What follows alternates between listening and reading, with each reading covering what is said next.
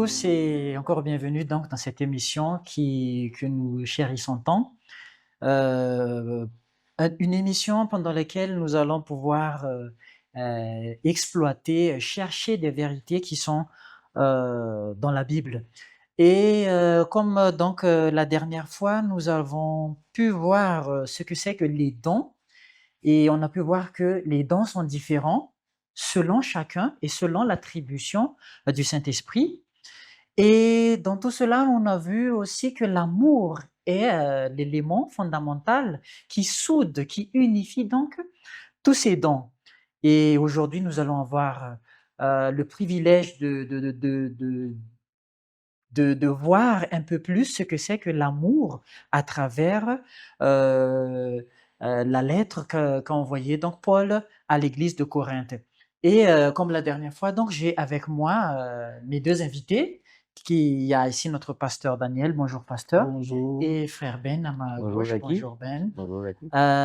Nous allons voir donc aujourd'hui ce que c'est que, l'amour et le titre de la leçon que nous allons voir aujourd'hui, c'est le portrait de l'amour. C'est-à-dire nous allons voir ce que c'est vraiment l'amour selon, les explications de Paul et aussi selon, l'image qui est l'image exacte de l'amour, c'est-à-dire, Jésus. Mais avant de commencer donc, l'étude, j'aimerais donc, nous introduire par une courte prière. Prions.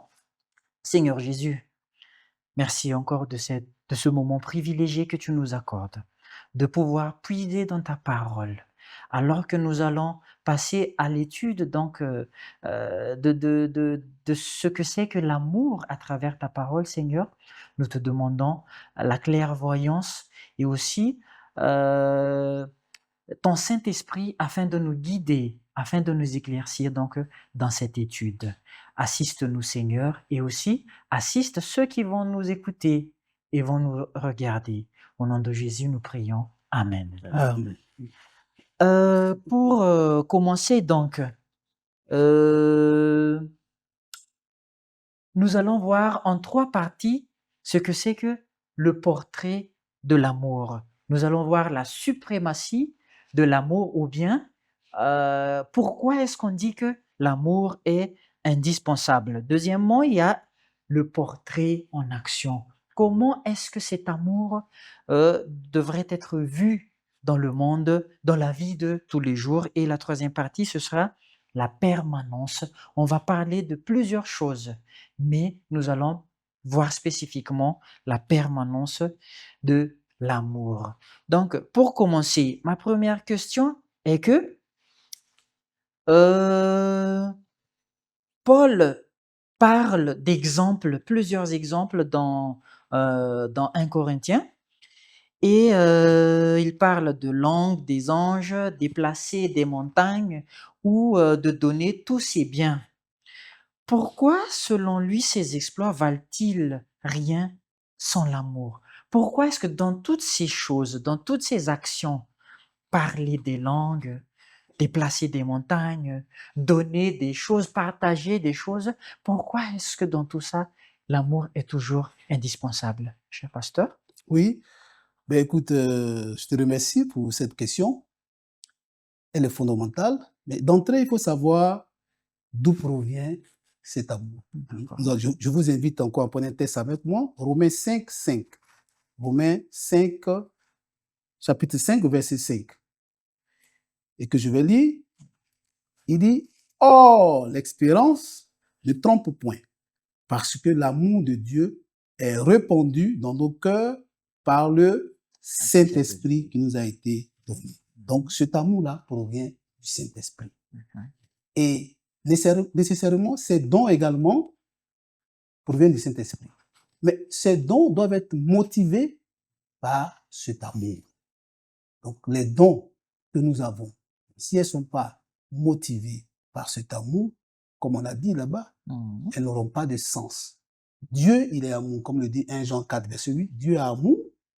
Et donc, tout ce que Dieu, tout ce que nous faisons concernant Dieu, doit être guidé par, motivé surtout par cet amour. D'accord. Alors, je pense que c'est essentiel.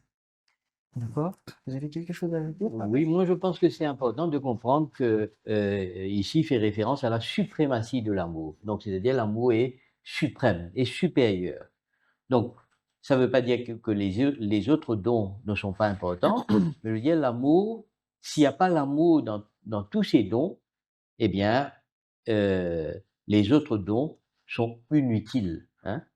Et là, il fait référence à la signification, hein, de l'amour, hein, donc la vraie signification de l'amour. Je ne sais pas si je vais reprendre ça, mais dans le monde actuel, l'amour a un sens différent, hein. Donc l'amour, eh bien, c'est la séduction, l'amour, c'est l'attirance, hein, pour ne pas dire aussi sexuel. Mais je veux dire, et à l'époque de Paul, dans le contexte, et dans la culture gréco-romaine, l'amour, c'était autre chose. Et c'est pour cela que Paul se focalise sur le véritable amour. L'amour, c'est quoi? L'amour désintéressé. L'amour, eh bien, l'amour, c'est Dieu lui-même, hein? Dieu est amour. Et si on est disciple, on est chrétien, on est euh, on suit les principes de Dieu, ben forcément, il doit y avoir l'amour, hein. Donc, je ne sais pas, qu'est-ce que tu en penses? Et moi, je pense que c'est la définition même de l'amour et des fois est déformée. Ok, donc je voulais renchérir comme il a dit. Vous voyez un peu, nous avons un exemple quand Jésus-Christ devait interpeller les pharisiens. Et qu'est-ce qu'il a dit? Je crois qu'il y a un texte qu'on connaît également, c'est Matthieu 15, verset 8. Il a dit, ce peuple m'honore des lèvres, mais son cœur est éloigné de moi. C'est-à-dire, tu peux m'honorer, mais il faut l'associer avec le cœur, parlant d'amour. Et pourquoi Paul, quand on lit ses lettres, nous avons au centre de ces lettres l'amour. Pourquoi? Souvenez-vous que Paul aussi était pharisien. Oui. Et quelqu'un de zélé dans ce qu'il faisait. Mais qu'est-ce qui manquait à Paul? Qu'est-ce qui lui manquait? Et quand Paul a compris cela, cet amour, raison pour laquelle, dans toutes ses lettres, il fait mention de l'amour. Dans ce même temps d'idée de pharisien, on se souvient de Nicodème. Nicodème qui aussi se posait des questions. Est-ce que j'ai compris ou pas? Quel signe ne valait pas? Et il a cherché à rencontrer Jésus-Christ. Et c'est dans cette démarche-là que nous sommes invités à faire, aller vers lui pour comprendre mieux. Et qu'est-ce que le Seigneur a dit à Paul, à Nicodème? Il faut que tu naisses de nouveau. C'est-à-dire, il te manque ce détail-là qui complète. Et la semaine dernière, on a vu également aussi avec le jeune homme riche qui avait tout, mais qu'est-ce qui lui manquait? Une chose. Et c'est cet élément important qui est l'amour, qui caractérise que tous ces dons que tu as ont pour source Dieu, le Saint-Esprit. Parce qu'il faut l'emprunt de Dieu, Dieu qui est amour, il faut son emprunt qui est amour dans ce que tu fais. Oui. Mais pour être plus pratique, pasteur, moi je pense que il faut comprendre que le sens de l'amour pour le monde est complètement différent Ouais. du sens chrétien. C'est que dans une relation, forcément, il y a l'amour. Mais quel type d'amour il y a? Il peut y avoir l'amour fraternel, il peut y avoir l'amour conjugal, mais ici on parle de l'agapé, on parle d'un principe, d'une attitude, et non pas un sentiment, et non pas une émotion. Et je prends l'exemple dans un couple, eh bien, la femme souhaiterait à ce que son mari, le matin, midi, soir, dise eh ben, je t'aime. Mais est-ce que ça suffit? Est-ce que ça veut dire qu'il y a l'amour en disant je t'aime? Peut-être oui. Ouais. Mais ici, on parle d'un principe. Ici, on parle d'une attitude. Le mari qui aime sa femme, sa famille, eh bien, il va travailler, il va apporter de l'argent, il va soutenir dans les tâches quotidiennes, etc. Même s'il ne dit pas je t'aime, eh bien, je pense que c'est le principe qui est appliqué dans sa vie. Et là, il y a beaucoup de personnes qui n'arrivent pas à comprendre cela. Et Paul va focaliser sur le vrai sens de l'amour, qui est une attitude comme Jésus, hein. Jésus nous a donné l'exemple, hein, c'est l'exemple suprême, hein, de l'amour et le sens même de l'amour. Merci beaucoup. Donc là, quelles que soient nos activités, peu importe les choses que nous faisons, que ce soit dans la vie de tous les jours, que ce soit dans l'église ou bien au travail, toutes ces dons, toutes ces capacités que nous avons, si nous les utilisons sans l'amour, donc ça ne veut rien dire. Donc, Merci. parce que vous savez, de nos jours, il y en a beaucoup qui se disent être chrétiens, mais c'est cet amour qui manque parfois. Donc, si nos actions sans amour ne valent rien, est-ce que l'amour sans action peut valoir aussi quelque chose? Ben écoutez, moi, je pense que il y a un jour qui est décrété dans le monde, le 14 février, le jour de l'amour. Oui, Hein? Donc là, eh bien, tu vas voir des roses, tu vas voir la décoration liée à l'amour. Mais après le 14, qu'est-ce qui va se passer? Donc, est-ce que c'est un moment, eh bien, différent? Moi, je pense que la Bible, Paul, nous fait comprendre que cet amour, qui est un principe, qui est une attitude, nous pousse à grandir dans cette attitude. Mhm, Hein? mhm. Donc, en tant que chrétien, eh bien, effectivement, il y a les actions qui suivent. Et ce sont les actions désintéressées. Le monde font des choses. Je ne dirais pas que le monde, il n'y a pas de dons. Hein, il y a beaucoup de dons. Mais est-ce que ces dons sont accompagnés d'amour? Hein? C'est la question que je pose. Mhm. Et même au niveau de la communauté, des chrétiens, eh bien, est-ce qu'on le fait? Est-ce qu'on applique les principes de Dieu avec amour? Je ne sais pas. Hein? Des fois, on le fait pour notre intérêt personnel. Voilà, oui. Des fois, on le fait pour autre chose, hein? Pour des intérêts différents. Alors ici, Paul nous fait comprendre que c'est une attitude patiente, bienveillante, désintéressée et persévérante. Ok, merci Ben. Mhm. Ici, si on veut voir ce que c'est vraiment l'amour selon la Bible, Paul nous attire sur le portrait de Jésus. Comment la vie de Christ nous aide-t-elle à comprendre des expressions difficiles comme l'amour excuse tout ou l'amour croit tout, ou bien il y a quelques verbes que frère Ben a déjà mentionnés tout à l'heure. Comment est-ce que Jésus, le Christ, peut-il nous montrer, nous faire comprendre donc ces expressions-là en ce qui concerne l'amour? Pasteur? Oui, merci beaucoup. Parlons de portrait.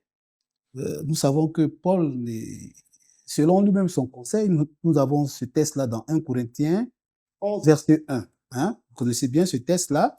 Qu'est-ce qu'il a dit? 1 Corinthiens 1, verset 1, il dit « Soyez mes imitateurs comme je le suis moi-même de Christ. » Donc, quand on prend ce portrait, essayons un peu de jouer avec ces textes, essayons de remplacer même l'amour par Jésus-Christ. Hein? On verra qu'effectivement, ça correspond effectivement à son projet. Ici, je commence par le verset 4, 1 Corinthiens 13, je commence par le verset 4, il dit « Jésus est patient, il est plein de bonté.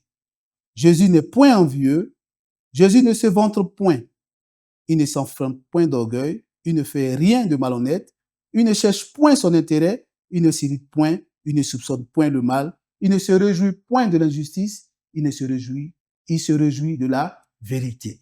Il excuse tout, il croit tout, il espère tout, il supporte tout.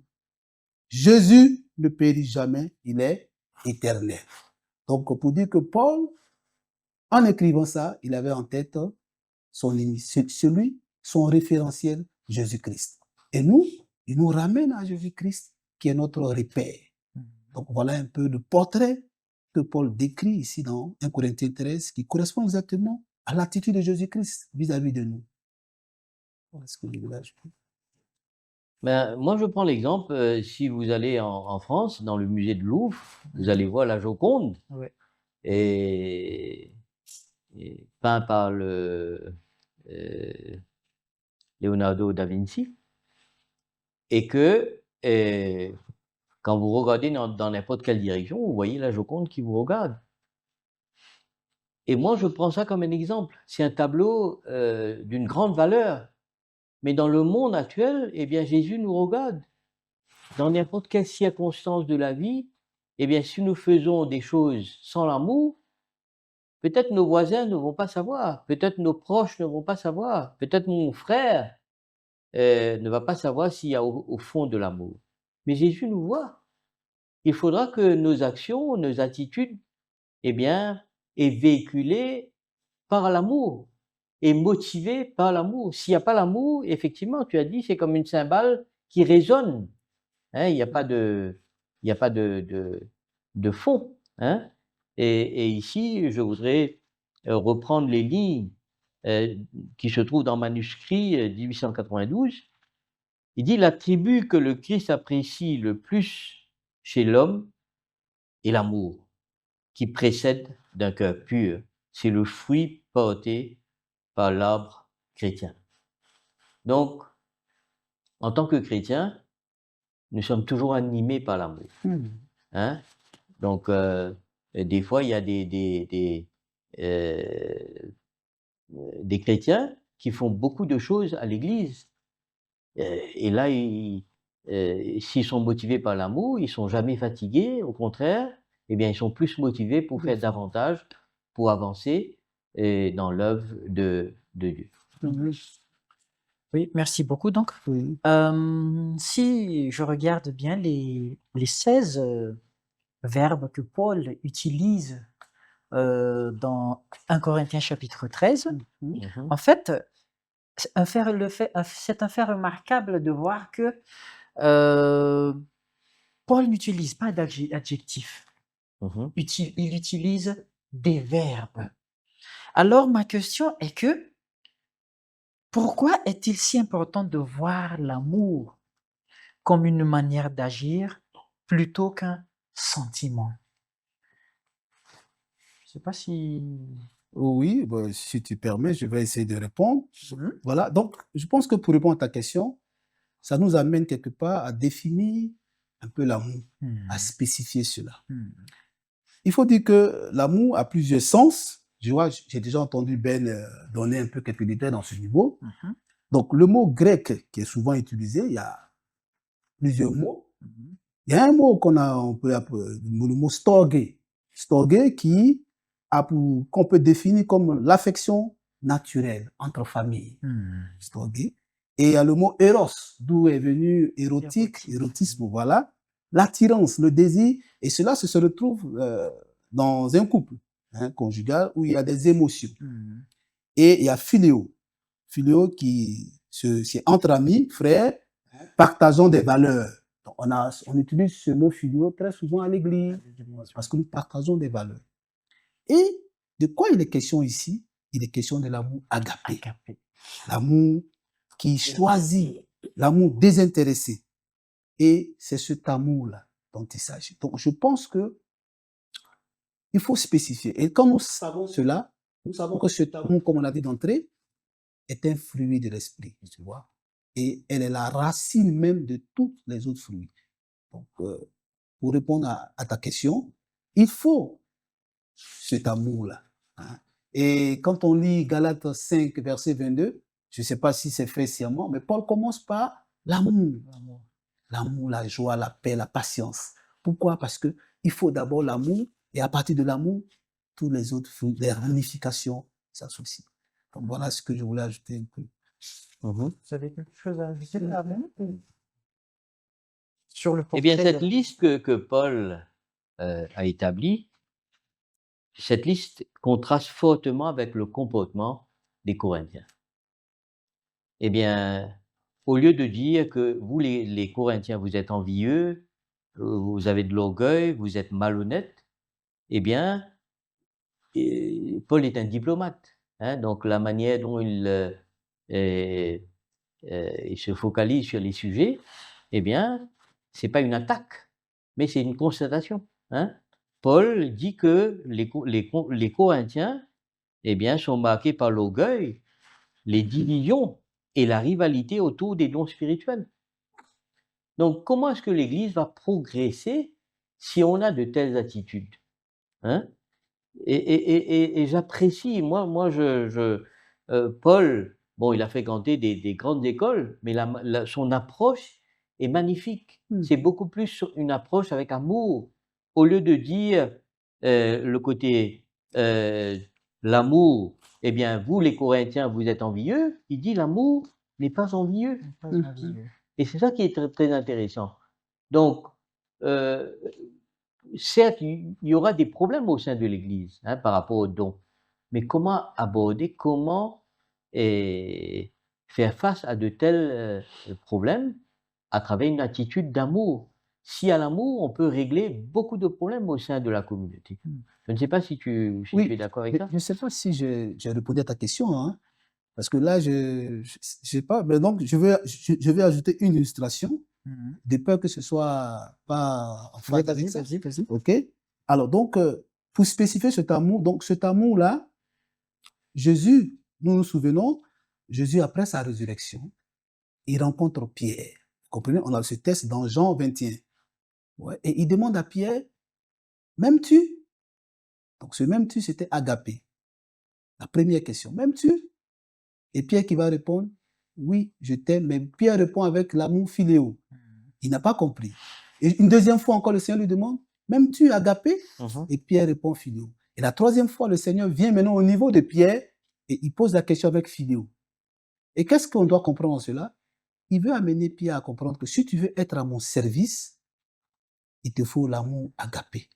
C'est cet amour désintéressé-là qui peut t'amener à vraiment exercer dans le ministère, hein, paître mes brebis, comme il a dit, paître mes agneaux, avec cette attitude-là. Donc, je ne sais pas si ça rejoint, l'illustration rejoint à la question. D'accord. Mhm. Donc, si j'ai bien compris, il n'est pas seulement, c'est pas suffisant de dire que moi, ou je dis que par exemple, j'aime frère Ben, ou je vous aime pasteur, ou bien que j'aime ma femme ou mes enfants, ou tout ça, si ce n'est pas suivi d'action. OK. Donc là, et si je suis impatient envers mon frère ou envers une sœur ou bien envers ma famille, donc c'est pas vraiment de l'amour. Par exemple, si je suis trop envieux des dons des autres ou bien de la capacité des autres, Mhm. ce n'est plus de l'amour.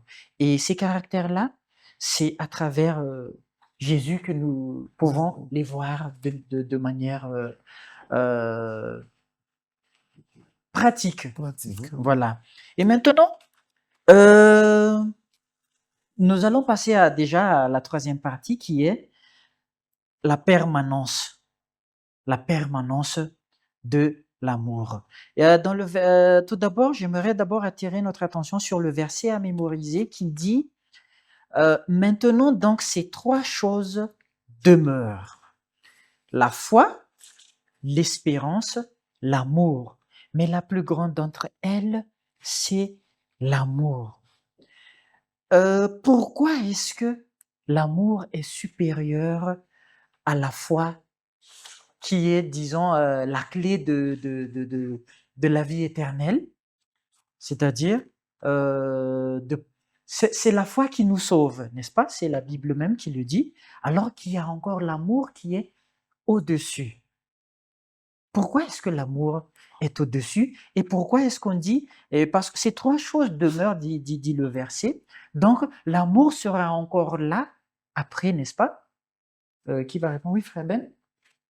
Si demain j'aspire à aller aux États-Unis, que j'ai jamais été aux États-Unis et j'aspire à aller aux États-Unis. Donc dans ma tête déjà je fais une image, hein, donc je vais aller voir, je vais aller à New York, Times Square, et cetera. Donc l'animation que j'ai vue à la télé. Donc je eh bien, qu'est-ce qui me motive pour aller à New York? C'est parce que, eh bien, j'ai vu les films, j'ai vu les documentaires, et cetera. Et ça qui me motive. Mais le jour où je suis à New York, hein, je me rappelle très bien, j'étais à New York, eh bien, je dis: «Mais c'est une réalité». Donc, quand, l'espérance devient une réalité, on n'a pas besoin de cette espérance après. Donc, un jour, on sera dans le ciel. Et est-ce qu'on a besoin de cette espérance? Est-ce qu'on a besoin de, je dirais pas la foi ou l'espérance n'existeront plus, mais je dis l'amour, eh bien, on va continuer d'adorer Dieu avec amour. Mmh. Hein, c'est ça qui est plus Mmh. important. Mmh. Donc, effectivement, l'amour est suprême, l'amour demeurera éternellement. Et on va, peut-être, un jour quand on sera dans le royaume des cieux, eh bien, dans la nouvelle Jérusalem, eh bien, on sera animé constamment de l'amour pour glorifier le Seigneur. Mmh. On ne peut pas glorifier le Seigneur sans amour. Mmh. C'est presque impossible. C'est une utopie. OK.